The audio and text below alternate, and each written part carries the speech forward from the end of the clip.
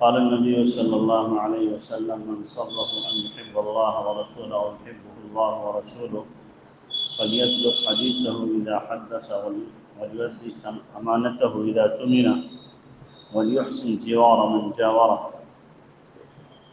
سبحان ربك رب العزة عما يصفون وسلام على المرسلين والحمد لله رب العالمين.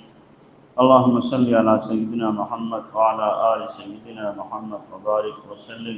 اللهم صل على سيدنا محمد وعلى آل سيدنا محمد وبارك وسلم.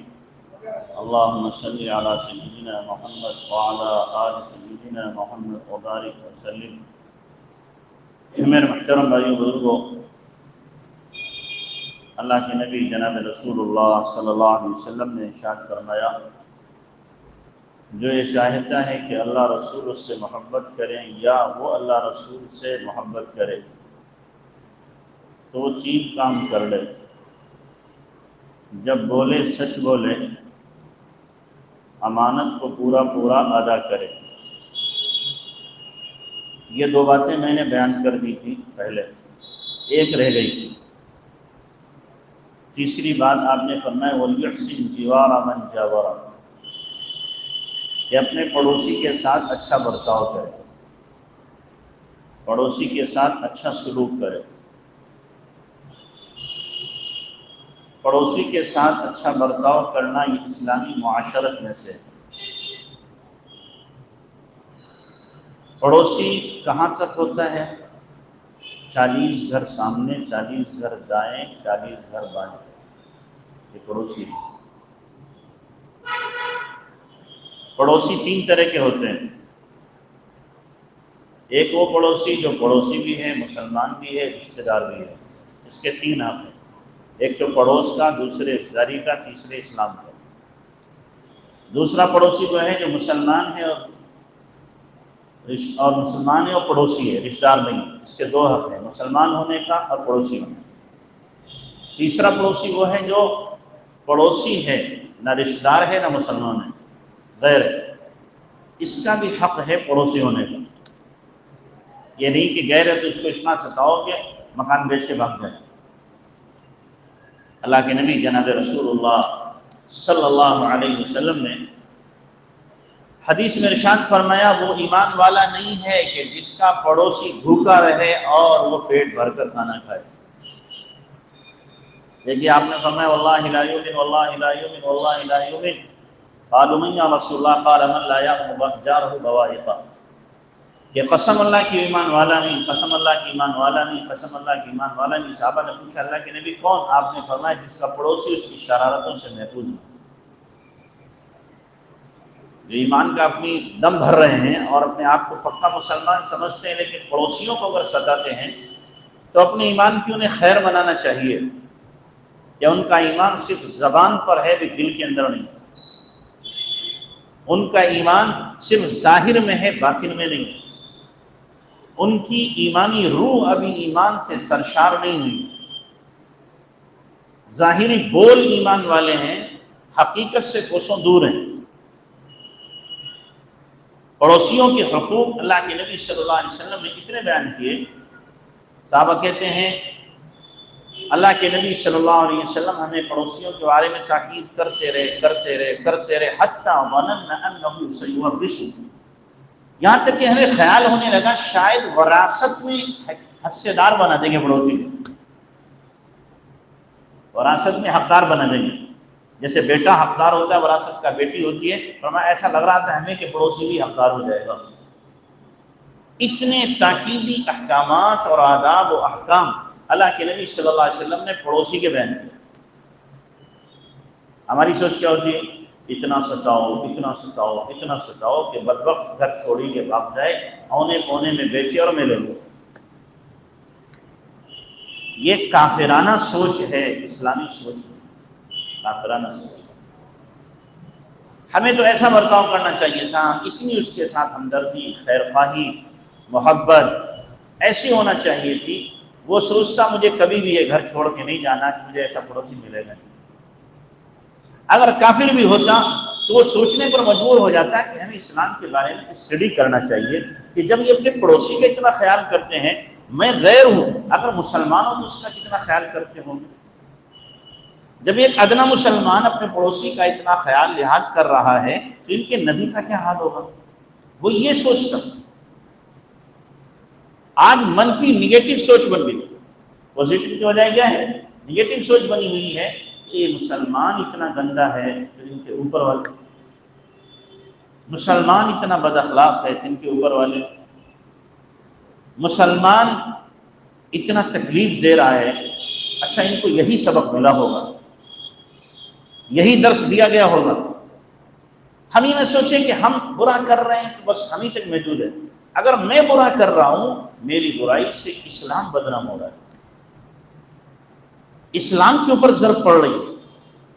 کرتا ایک بندہ ہے لیکن اس کا اثر پورے سماج اور سوسائٹی اور پورے دین پہ پڑتا ہے. اس لیے پڑوسیوں کے حقوق کی رعایت کرنا یہ ہماری ذمہ داری میں داخل ہے. اللہ کے نبی جناب رسول اللہ صلی اللہ علیہ وسلم نے فرمایا، دیکھو پڑوسی کے حق کیا ہیں کہ جب تم مکان بناؤ فلا ترفع بناءک لیصد، تم اپنے مکان کو اتنا اونچا نہ کرو کہ پڑوسی کی ہوا رک جائے. ہمیں کبھی توفیق ہوتی ہے مکان بناتے ہوئے کہ پڑوسی سے پوچھ لیں کہ جناب میں مکان بنانا جا رہا ہوں، مجھے ضرورت ہے جگہ تھوڑی اوپر بنا لوں دوسری کسی میں. ہم کیا سمجھتے ہیں یہ تو میرا حق ہے، میں جتنا چاہوں اونچا بنا لوں. یہ حق تو ضرور ہے لیکن پڑوسی سے اجازت لینا یہ بھی حق ہے. ہم اجازت لیں اس سے، اس کی ہوا رک رہی ہے، اس کی دھوپ رک رہی ہے، اس کی روشنی کم ہو رہی ہے، یہ حقوق میں داخل ہے. لیکن ہم اس کو کیا ہے، اپنے مال کے زوم میں اور اپنی طاقت کے گھمنڈ میں کبھی سوچتے بھی نہیں کہ اس بات کو بھی ہمیں پوچھنے کی ضرورت ہے. یہ اسلامی آداب میں داخل ہے. ہمیں اسلام نے ایسی تعلیم نہیں دی کہ ہماری ذات سے کسی کو بھی ذرہ برابر تکلیف ہو. اسلام نے کبھی بھی یہ تعلیم ہمیں نہیں دی. ہمیں اسلام وہ تعلیم دیتا ہے کہ ہماری ذات سراپا لوگوں کے لیے رحمت بنے، زحمت نہ بنے.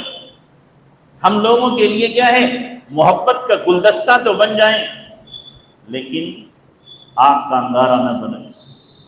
ہم پھول بنے، چھری نہ بنے، کانٹا نہ بنے لوگوں کے لیے. تو اللہ کے نبی صلی اللہ علیہ وسلم نے پڑوسیوں کے حقوق بیان کیے. اور دیکھو جب حقوق کی رعایت کی جاتی ہے تو دلوں میں جگہ ہو جاتی ہے. اب پڑوسی صرف یہ نہیں کہ مکان کا پڑوسی ہو، آپ کی دکان کا پڑوسی، آپ کے سفر میں جو آپ کے ساتھ سیٹ پہ بیٹھا وہ بھی آپ کا پڑوسی ہے، اس کا بھی خیال کرنا ہے. قرآن میں باقاعدہ اس کا بیان ہے. قرآن میں اس کا بیان ہے کہ تمہارے سفر کا ساتھی، تمہارا پڑوسی، تمہارا رشتہ دار، قرآن میں احکام ہے. تو اللہ کے نبی صلی اللہ علیہ وسلم نے کیا فرمایا کہ اپنے مکان کو اتنا اونچا نہ کرو کہ پڑوسی کی ہوا پانی یا دھوپ اس سے رک جائے. اور فرمایا کہ دیکھو اگر وہ بیمار ہو جائے تو عیادت کرو، مر جائے تو اس کی تعزیت کرو اور اس کے ساتھ جنازے میں شریک ہو. قرض مانگے تو اسے تم قرض دو، مل جائے تو سلام کرو. اور اگر کوئی اچھی بری چیز بناؤ تو اس کے اپنے پڑوسی کے یہاں بھیجو. اور آگے فرمایا آپ نے والا توسی بقطار ریحک بقدر قطار ریحک، کہ تم اپنے سالن اور ہنڈیا کی خوشبو سے اسے تکلیف نہ دو. کہ روزانہ تو نئے نئے پکوان بنا کے کھا رہے ہو اور وہ بیچارہ غریب مفلس ہے، وہ اپنی چٹنی پہ گزارا کر رہا ہے، لیکن جناب کو توفیق نہیں ہوتی کہ ہم کیا کریں، تھوڑا سا سالن اس کے ہیں. ہم تو کیا کرتے ہیں، بچ گئے فریج میں رکھ لو. جو بخیل بنانے کی مشین ہے، فریج کیا ہے، بخیل بنانے کی مشین ہے. پہلے زمانے میں بچتا تھا تو اٹھا کے دے دیتے، پڑوسی کھا لے گا، کوئی فقیر کھا لے گا. اب بچ گیا تو 3 دن تک گرم کر کے کھا رہا ہے.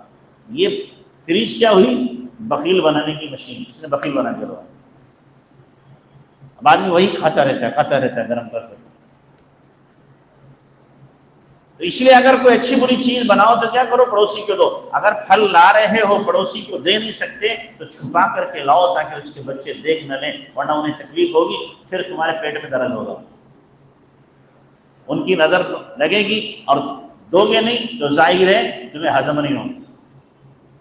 چھپا کے لاؤ. یہ حقوق ہیں، حقوق پڑوسی کے. تو جب رعایت کی جاتی ہے پڑوسی کی تو وہ بھی سوچنے پہ مجبور ہوتا ہے کہ ہاں ہمیں سوچنا چاہیے۔ ایک غیر مسلم جن سنگی قسم کا آدمی تھا، مسلمانوں کی سوء سے بھی نفرت کرتا تھا۔ اللہ کا کرنا ایک مسلمان نے اس کے پڑوس میں مکان لے لیا، رہنے لگا، تو اس کے پیٹ میں بڑا قراقر ہوا، یہ کیا مصیبت ہو گئی؟ مسلمان سلام کرتا تو جواب نہیں دیتا، دیکھتا تو منہ پھیر لیتا۔ بہرحال دن مہینے سال گزرتے رہے۔ ایک مرتبہ ایسا ہوا کہ اس غیر مسلم کو اپنی رشتہ داری میں کسی فنکشن میں جانا تھا، ہفتہ 10 دن کے لیے چلا گیا، گھر میں تالا لگا گیا۔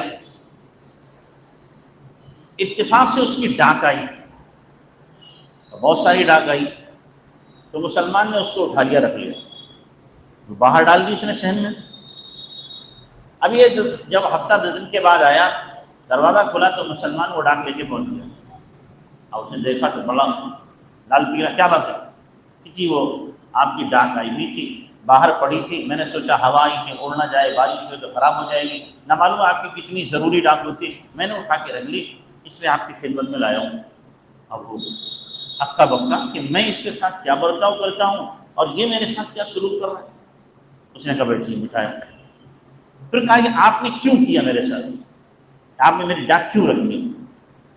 کہا میں نے نہیں رکھی، میرے اسلام نے مجھے یہی تعلیم دی، میرے دین نے مجھے یہی سکھایا ہے کہ پڑوسی کا حق ہوتا ہے، اگر اس کو نقصان پہنچ رہا ہے تو نقصان سے بچاؤ، اور اپنی ذات سے جتنی راحت ہو سکتی ہے، ہمدردی ہو سکتی ہے، خیر خواہی ہو سکتی ہے تو خیر خواہی پہنچانے کی کوشش کرو۔ اس لیے میں نے کیا آپ کے ساتھ، اسلام نے مجھے سکھایا۔ اچھا، اب وہ سوچنے پہ مجبور ہوا، سوچا، اس نے پڑھا، پھر سمجھا، تعلقات بڑھے، آخرکار مسلمان ہو گئے۔ صرف کس وجہ سے؟ پڑوسی کے حقوق کو ادا کرنے کی وجہ سے۔ جنسنگی تھا، متشدد تھا، مسلمانوں کے نام سے نفرت تھی، لیکن جب اسلامی کردار، اسلامی معاشرت، اسلامی آداب اس کے سامنے آئے تو اللہ تعالیٰ نے اس کے دل کو پگھلا دیا۔ جو جمی ہوئی برف تھی وہ کیا ہو گئی؟ پگھل گئی۔ اسلام اس کے سینے کے اندر آ گیا۔ تو ہمیں بھی چاہیے کہ ہم کیا کریں؟ اپنے پڑوسیوں کے ساتھ ایسا برتاؤ کریں۔ اب تو غیر مسلم کیا کرتے ہیں؟ ان علاقوں سے چلے جاتے ہیں جہاں زیادہ مسلمان ہو جائیں۔ کیوں بھائی؟ یہاں مسلمان زیادہ ہیں۔ کیوں؟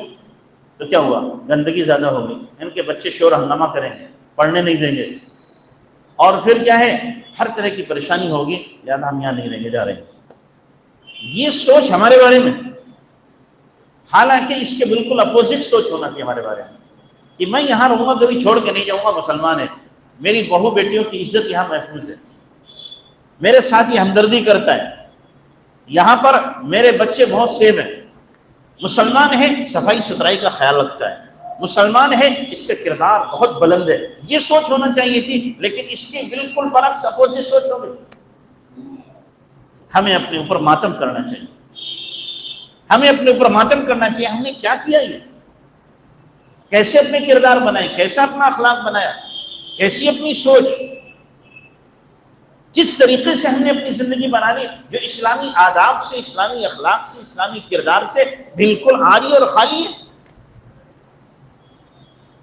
تو پڑوسی کے ساتھ یہ برتاؤ، اسلام ہمیں اس کا سبق نہیں دیتا۔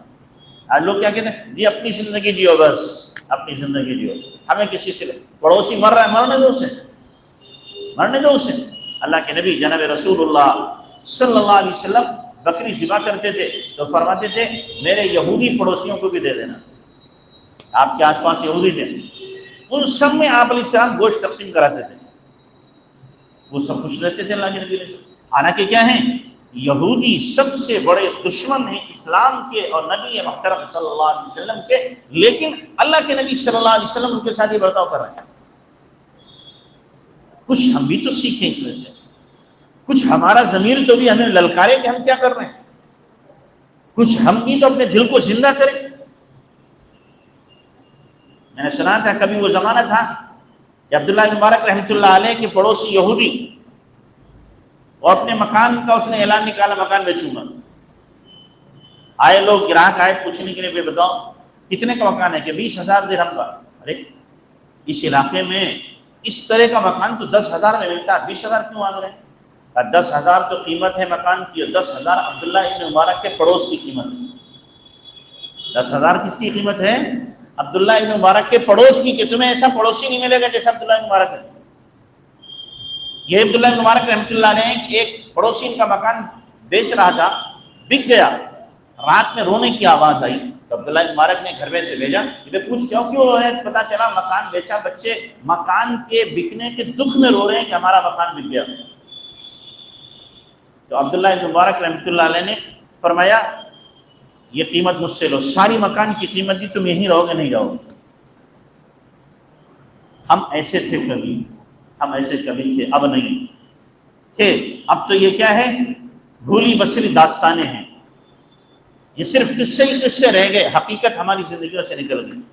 اللہ اس حقیقت پر ہمیں لائے، اس حقیقت پر جو حقیقت تھی اسلام کی، جو اسلام ہمیں سکھایا گیا تھا، جو اسلام ہمیں دیا گیا تھا، اس اسلام سے ہم کوسوں دور ہوتے چلے گئے، بھول گئے۔ اللہ کے نبی صلی اللہ علیہ وسلم نے ہمیں کیا سبق دیا تھا؟ وَلْيُحْسِنْ جِوَارَ مَنْ جَاوَرَ، کہ اپنے پڑوسی کے ساتھ کیا کرو؟ اچھا برتاؤ کرو۔ سفر میں پڑوسی ہے اس کے ساتھ اچھا برتاؤ کرو۔ حضرت مولانا حسین مدنی رحمۃ اللہ علیہ سفر کر رہے ہیں، انگریز کا زمانہ تھا، سفر کے دوران میں دیکھا ایک انگریز جو ٹرین کا ٹوائلٹ ہوتا ہے اس میں جاتا ہے پھر آتا ہے، جاتا ہے، بار بار چکر لگا رہا۔ حضرت سمجھ گئے اسے تقاضا ہے اور یہ تقاضا اپنا اس لیے کا پورا نہیں کر پا رہا، گئے ٹوائلٹ میں دیکھا جا کے گندا پڑا ہوا، چپکے سے اندر سے کنڈی لگائی، اس کو مکمل صاف کیا، صاف کر کے آئے کہ بھئی آپ جا رہے ہیں ٹوائلٹ میں، پھر فارغ کیوں نہیں ہوتے کہ یہ گندا ہے؟ نہیں میں بھی گیا تھا بالکل صاف پڑا ہوا ہے، میں بھی گیا تھا بالکل صاف ہے۔ اب وہ گیا دیکھا صاف ہے، اب اس نے اپنی ضرورت پوری کی اور پھر آ کے کہنے لگا ہو نہ ہو آپ نے صاف کیا، آپ نے کیا ہے کہ ہاں ہمارے اسلام نے ہمیں یہ تعلیم دی ہے، ہمارے اسلام نے ہمیں، ہم ہوتے دکھا کہ اور زیادہ دکھی ہو تو اچھا مر جائے، اس کے پینٹ میں نکل جائے تو اچھا ہے، ہم تو یہ کہتے ہیں نا اس کے پینٹ میں ہی نکل جائے تو اچھا ہے، یہ کافر ہے، یہ بددین ہے، یہ دین کا دشمن ہے، عیسائی ہے، مرے بہتر ہے۔ یہ سوچ اسلام کی نہیں ہے، اسلام کی سوچ یہ نہیں ہے۔ مذہب الگ الگ ہے لیکن ہمارا کردار کہیں پر کریکٹر لوز نہیں ہونا چاہیے، ہمارے اخلاق میں کہیں گراوٹ نہیں آنا چاہیے، ہماری معاشرت میں کہیں بھی کمی نہیں آنا چاہیے۔ دشمن کے ساتھ بھی برتاؤ ہمارا وہ ہو کہ دشمن بھی سوچنے پہ مجبور ہو جائے کہ اسلام کیا خوبصورت دین ہے، اسلام نے کیا ہی خوبصورت اخلاق کا درس دیا ہے، سبق دیا ہے، دشمن بھی سوچنے پہ مجبور ہو۔ آج تو ہم پڑوسیوں کو کیا اپنا بناتے، اپنوں کو اپنا نہ بنا سکتے، اپنوں کو اپنا نہ بنا سکتے، ہم اپنے بھائیوں کو اپنا نہیں بنا سکتے۔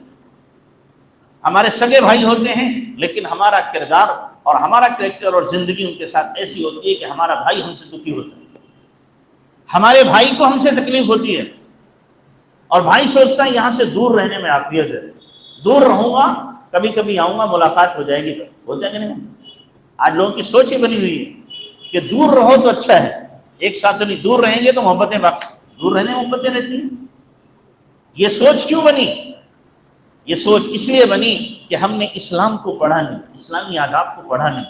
اگر اخلاق اچھے ہوتے، کردار اچھا ہوتا، ہمدردی کا جذبہ ہوتا کہ میں اپنے بھائی کو اپنی ذات سے آرام اور راحت ہی پہنچاؤں گا، کچھ بھی ہو جائے، مجھے تو اس کو کیا ہے، تکلیف نہیں دینا ہے، راحت دینا ہے، آرام دینا ہے، اور ہر طریقے اس کے لیے سہولت کا سامان فراہم کرنا ہے، تو بھائی کیوں چھوڑ کے جاتا ہے؟ بھائی کیوں بھاگتا ہے ہمارے پاس سے؟ بھاگ اس لیے رہا ہے کہ جناب کیا ہے، روزانہ لڑائیاں ہوں گی، شکرنجی ہوگی، روزانہ باہمی آپس میں کیا ہے، روزانہ جھگڑے ہوں گے، لہذا اس سے بہتر ہے پڑوس میں نہ رہو، دوسری کالونی میں، دوسرے محلے میں رہو جا کر۔ اللہ ہمارے اخلاق کو درست کر دے، ہم دوسروں کے حقوق کو جان کر ادا کرنے والے بن جائیں۔ تو اللہ کے نبی صلی اللہ علیہ وسلم نے آخری بات کیا فرمائی؟ فَلْيُحْسِنْ جِوَارَ مَنْ جَابَرَ، کہ پڑوسی کے ساتھ کیا کرو، تم جو تمہارا پڑوسی ہے اس کے ساتھ اچھا برتاؤ کرو، اچھا سلوک کرو، چاہے وہ پڑوسی مکان کا ہو، دکان کا ہو، سفر کا ہو، حضر کا ہو، کیسا بھی پڑوسی ہو۔ مان لو کوئی آدمی بیٹھا کچہری میں تو اب چیمبر دونوں کا کیا پاس پاس میں ہے، تو اس کا بھی حق ہے، اس کا بھی حق ہے، اس کے ساتھ بھی رعایت کرنا چاہیے۔ اللہ تعالی ہمیں عمل کی توفیق عطا فرمائے۔